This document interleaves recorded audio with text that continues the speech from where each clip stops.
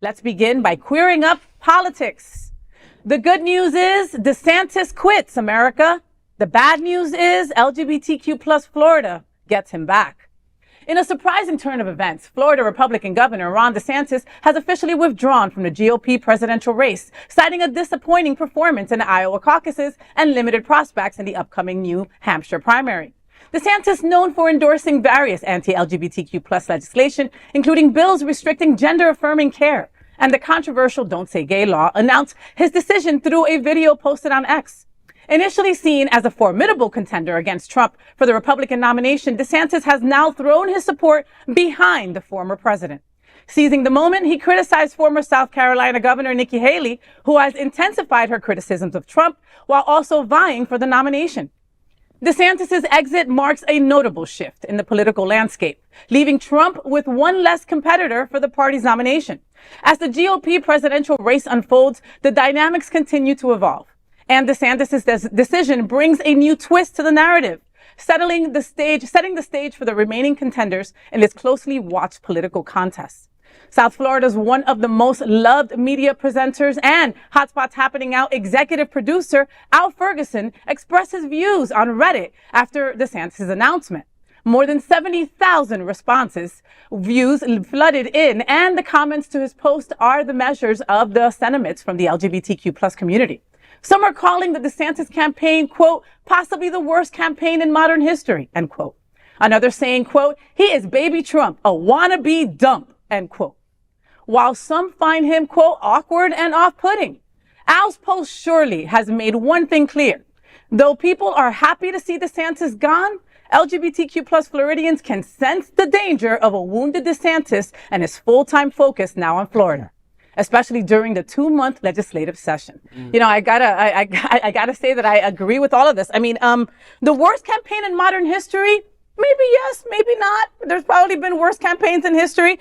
But, you know, that about him bringing back his focus to us here in Florida is definitely my main concern. I feel kind of like an abused spouse, right? Where my spouse has gone off to like abuse other people and now they're coming back and I'm going to get my ass beat. You know, I know it sounds like a great, you know, a crazy comparison, but that's really how I'm feeling right now. We have to gird our loins because he's going to come limping back and he will no doubt set his sights on the community, probably with greater intensity. Yeah, probably, but maybe he may be weaker now politically, coming back to Florida, and you know he doesn't have the strength he thought he had, and you know how he sold Florida to the rest of the country. We were the perfect state, that we were open for business, and you know COVID and Dr. Fauci couldn't beat us and all that. He's diminished, so now he's kissing the ring, which is disgusting. Okay. It's disgusting that. John? I have a question.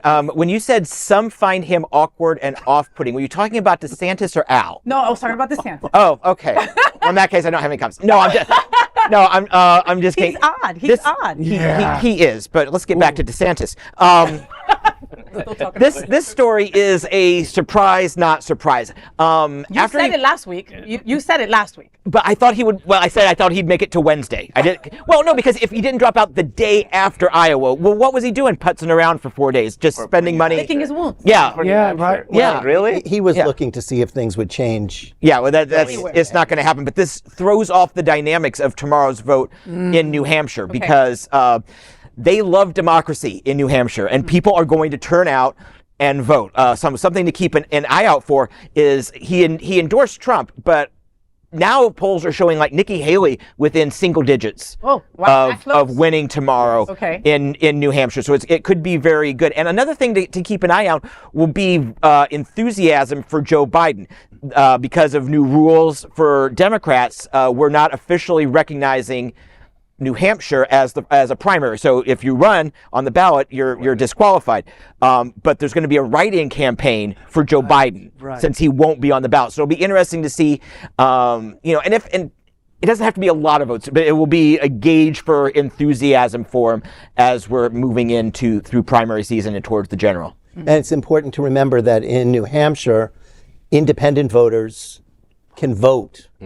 So Nikki Haley could do very well. because it's not Republicans only voting in the Republican primary. Anyone can vote in that primary. So therefore, she has a greater potential of picking up free-thinking people in the state, which Trump will not get. Yeah. So it's not really a good judge of the Republican primaries going forward, but it is a good gauge of where America may be sitting when it faces a national election. So it could be very bad for Trump in the sense that a lot of independents will not support him. So even her win does not necessarily bode well for her doing well going forward, but it certainly sends a signal to the rest of the United States that his diehard supporters will not be enough to carry a general election. Especially when the independent, he won the independent vote last time in New Hampshire. Yeah. So Yes. now he's not, I mean, he's not. Well, we don't know We don't yet. know, but he's not looking that good for him with Nikki Haley now in the race. With going up in the polls. the measure of success for Nikki Haley will be how much airtime and how much headlines is she going to have on Wednesday morning. Yeah. And if she is stealing it all from Trump, that's when he has to go look around and go, we probably should start campaigning at some point. Yeah. Well, the reality is that he knows how to steal headlines and media part. coverage. Very true. So he will come out and slam her in the worst possible ways, which will pull the cameras towards him because she, no matter what she says about him, nobody will be listening. So he'll do very well on Wednesday morning and Tuesday night in terms of media coverage. The big question is, what will DeSantis end up doing? DeSantis will not be able to be the vice president because a vice president and president can't be from the same state. So will he be gunning for president in 4 years from now? What will he be doing? He can't run for governor again. So, But DeSantis can appoint him. I mean, so Trump can appoint him to something, can he? yeah, he could appoint him to cabinet, something, yeah. absolutely.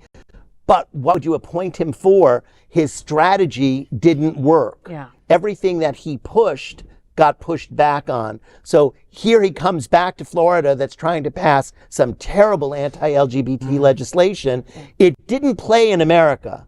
So it plays between Abbott in Texas and DeSantis in Florida. Abbott's going nowhere. Yeah. DeSantis is going nowhere right now. So it's going to be very interesting to see how this plays out. And the pushback has been fierce. He went from being a leading candidate to I'm out. Yeah. So it's going to be very interesting.